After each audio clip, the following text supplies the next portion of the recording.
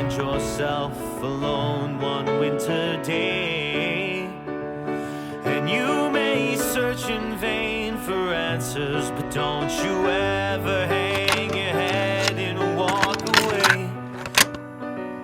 Don't walk away.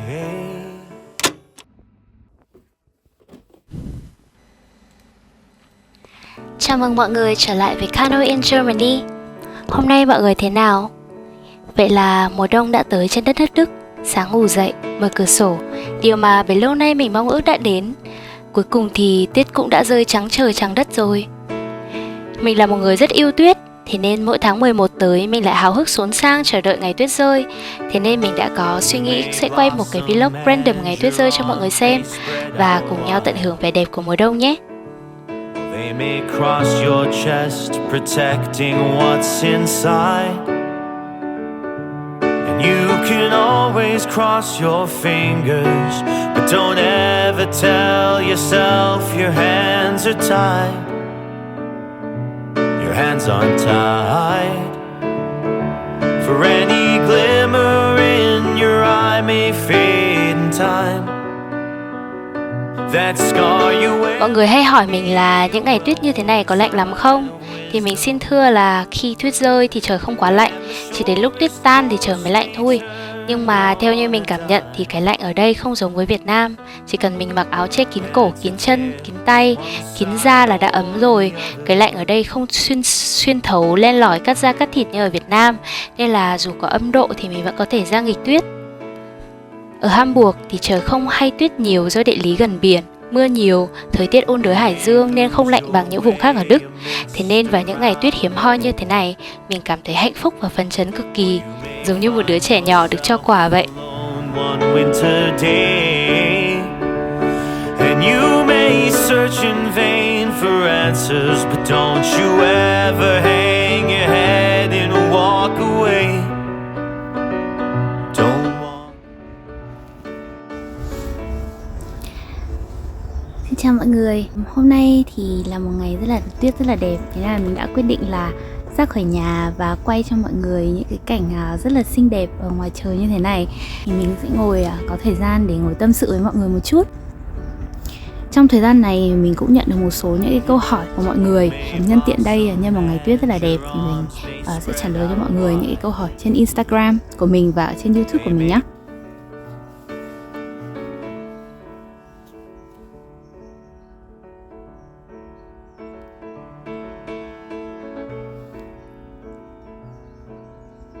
Câu hỏi đầu tiên mà mình nhận được đó là làm sao mình có thể vào được Siemens?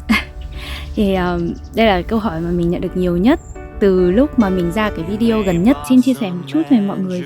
Thực ra là mình cũng không hẳn là mình có những cái kinh nghiệm gì quá là kinh khủng, học vấn gì đó quá là kinh khủng, và cũng không phải gọi là quá là tài giỏi gì cả. Mình vào được Siemens cũng ngoài cái sự nỗ lực và cái sự cố gắng của mình trong một cái thời gian khá là dài ở Đức, thì nó cũng một phần là đến từ cái sự may mắn nữa. Thì như mọi người biết là trước đó là mình có làm ở Hyundai, thì mặc dù công việc ở đó rất là tốt và mọi người ở đó rất là tốt với mình, nhưng mà mình vẫn tháng 7 vừa rồi mình vẫn luôn nung nấu một cái ý nghĩ là mình sẽ phải tìm một cái công việc mà hợp với cái năng lực của mình hơn, là đúng cái chuyên ngành của mình là làm về marketing. Thì trước đó mình thì làm về logistics ấy. Thì mình đã thử cái vận may của mình bởi vì là tháng 7 đó mình đã apply vào Siemens. Thì mọi người bình thường là ở Đức thì mọi người hay vào những cái trang web như là Indeed, Sing hay là Stepstone để có thể tìm việc. Thì đó, những cái trang web về kiếm việc làm á, thì mình cũng lên những cái trang web như thế và mình đã nhìn thấy cái bài tuyển dụng của Siemens, và sau đó mình vào cái trang web chính thống của Siemens và website của họ á, và mình nhìn thấy họ có để là đang tuyển về open position về cái vị trí làm về communication và online branding cho cái department làm về năng lượng điện gió. Thì và mình cũng đã thử là mình cũng thấy là đây cũng là một trong những cái thứ mà mình cũng đã có kinh nghiệm rồi. Là ngày trước ở Việt Nam mình cũng đã làm rất là nhiều về PR, truyền thông, về những cái branding về online rồi. Nên là mình cũng muốn thử một chút, và mình may mắn là họ đã gọi mình đi phỏng vấn. Và mình trong cái buổi phỏng vấn á, thì họ cũng không đặt quá nhiều những câu hỏi đánh đố đâu. Thì mình có thể thừa nhận là một điều là ở Đức á, thì cái vòng phỏng vấn tuyển dụng á, nó không có quá nhiều khắt khe hay là quá nhiều vòng và đưa ra những cái bài test quá đánh đố như ở Việt Nam hay là ở Mỹ hay là những cái nước khác đâu. Ở Đức đi buổi phỏng vấn họ giống như là một cái buổi trò chuyện thân mật á, giữa những người bạn lâu năm á. Họ đặt ra những câu hỏi rất là bình thường như là mày có phải là con người kiểu quý trọng gia đình hay không, trong lòng của mày thì cái gì nó quan trọng nhất là sự nghiệp, tiền tài, bạn bè hay là gia đình, đã lâu rồi mày chưa về nhà thì mày có nhớ bố mẹ hay không, và hãy miêu tả cái gia đình của bạn, kiểu thế. Và tại sao họ lại đặt ra những câu hỏi như thế này, nhưng mà mọi người đừng cứ nghĩ là những cái câu hỏi như thế này là nó quá dễ dàng mà mình nhắm mắt trả lời được nha. Thường là đây là một cái thủ thuật tâm lý, nghĩa là thường là những câu hỏi mà mình không phòng bị nhất thì thường là mình sẽ không thể nói dối, vì những cái đó là mình không tập dượt trước được đó. Và thế là họ sẽ có thể đánh giá được là từ những câu hỏi như thế này dường như là không hề liên quan gì đến cái công việc này cả, nhưng họ có thể nhận ra được là mình là con người như thế nào và thái độ trong cuộc sống của mình như thế nào, để mình có thể suy ra là thái độ trong công việc của mình cũng như là thế nào, là người như thế nào, và từ đó họ sẽ suy ra là mình có phù hợp với cái vị trí này hay không, hay là cái phòng ban này hay không, và với cái văn hóa công ty ở đây hay không. Thì mình nghĩ là cái vòng phỏng vấn của mình á, thì nó cũng rất là may mắn, vì là người phỏng vấn lúc đó là bây giờ là trưởng phòng của mình ấy, anh ấy cũng là một người rất là trẻ và hơn mình cũng tầm 10 tuổi thôi. Và anh ấy, mình nghĩ là có một cái sự may mắn đấy là cái phong cách của mình và cái phong cách của anh ấy nó hợp nhau. Thế nên là cái lúc mà mình trò chuyện ấy rất là thoải mái, rất là tự nhiên, và chúng mình rất là kiểu hòa hợp với nhau, nói chuyện rất là vui. Và mình cũng không thật sự là phải quá nghĩ quá nhiều đâu, có cái gì nói thế, là con người mình như thế nào, cái phong cách làm việc như thế nào, phong cách trong cuộc sống của mình như thế nào, và những cái suy nghĩ, những cái mục tiêu của mình như thế nào, và mình cũng suy nghĩ gì đó kể cho anh ấy. Và mình nghĩ là mình rất là may mắn là anh ấy cảm thấy là mình là người phù hợp với cái phong cách làm việc của phòng của mình và với anh ấy nữa, nên là có thể là mình được đánh giá khá là cao trong cái việc là cái độ phù hợp á, nghĩa là cái thái độ trong công việc các thứ đó là phù hợp với cái văn hóa công ty, nên là mình đã vượt qua những cái ứng cử viên khác là có những cái học vấn khủng hơn, những cái năng lực khủng hơn, kinh nghiệm nhiều hơn. Thế nên là nếu mà mình muốn cho mọi người một lời khuyên ấy, phải giữ cho một cái thái độ rất là cầu tiến và tự tin và thật thà, thẳng thắn trong cái buổi phỏng vấn, bởi vì là họ đánh giá rất cao những người mà thẳng thắn và không nói vòng vo. Và quan trọng là dù bạn là người hướng nội hay hướng ngoại thì hãy thể hiện là mình là một người cởi mở, dễ gần, hòa đồng, bởi vì không có ai là muốn làm việc với những cái người mà khó gần ấy. Đấy, đừng áp lực khi đến buổi phỏng vấn, bởi vì mình cứ là chính mình thôi, thì nếu may mắn sẽ đến cuối cùng sẽ đến mỉm cười với mình. Ok, câu hỏi thứ hai mà mình hay nhận được đó là mình là một người như thế nào, hướng nội hay hướng ngoại, và làm sao để mình có thể thích nghi cái tính cách của mình với văn hóa Đức và cuộc sống ở đây. Thì đây là một câu chuyện dài, thì chắc là mọi người cũng đã biết về cái trắc nghiệm tính cách MBTI 16 Personality Test là free ở trên mạng.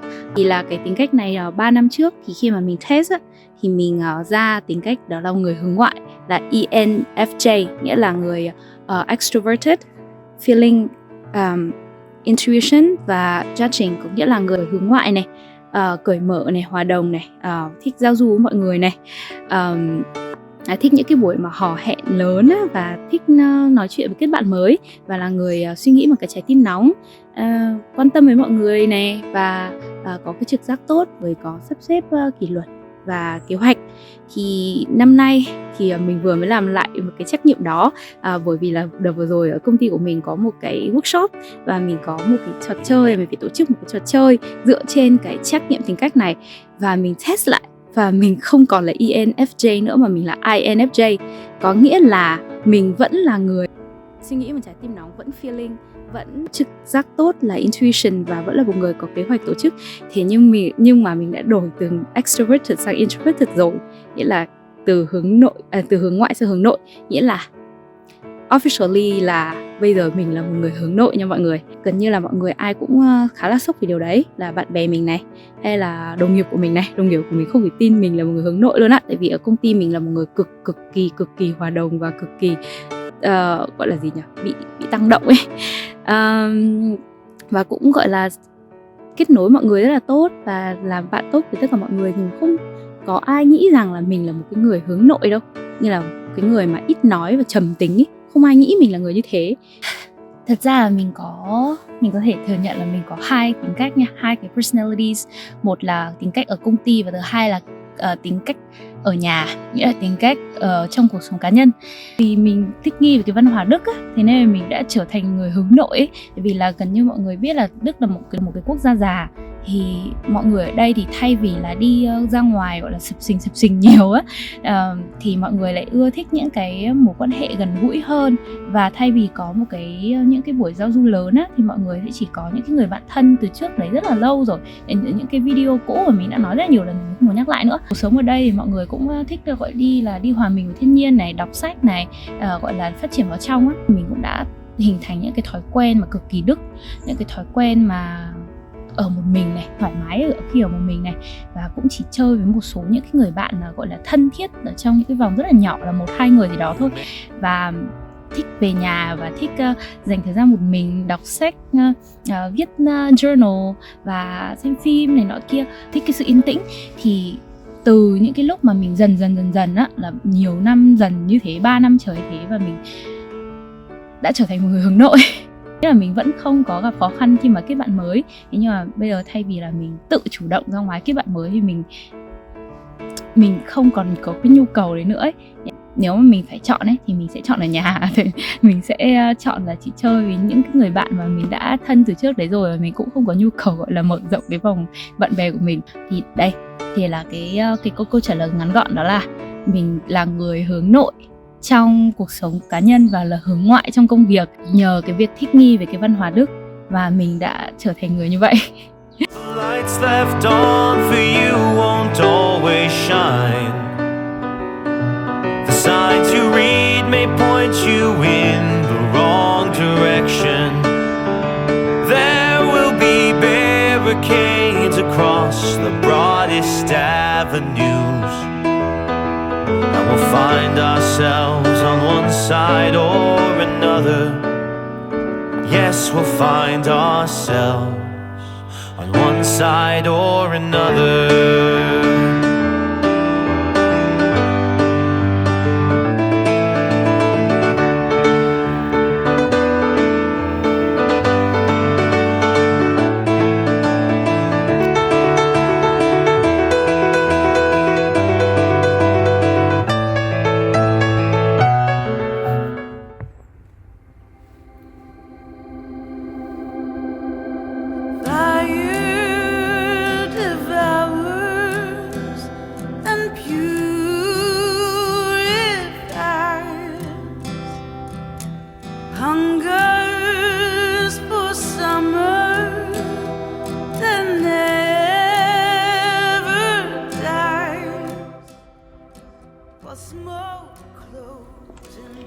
Chắc hẳn mọi người sẽ tự hỏi sự thay đổi từ hướng ngoại sang hướng nội có phải là sự thay đổi không mong muốn đối với mình hay không?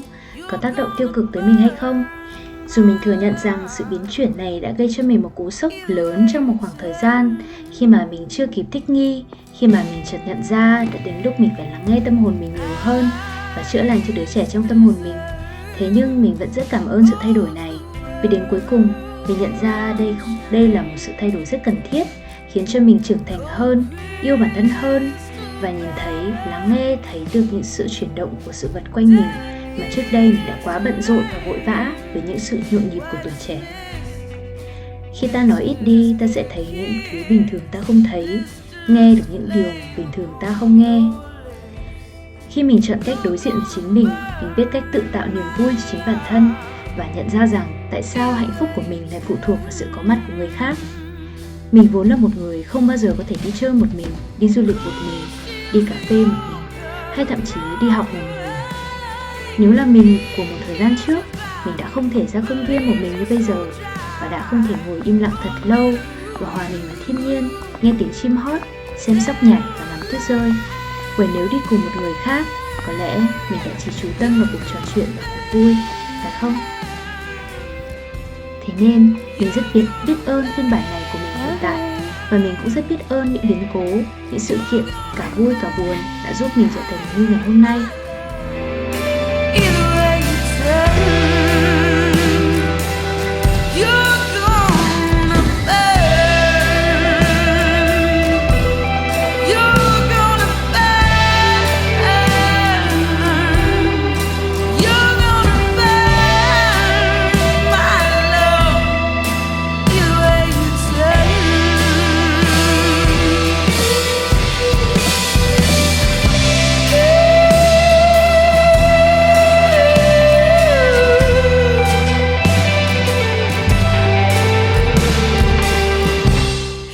Dù 3 năm không phải quá dài, nhưng một cô bé 19 tuổi và một cô gái 22 là một sự khác biệt rất lớn. Mình sẽ không bao giờ hiểu khoảng cách đó cho đến khi chính mình trải nghiệm.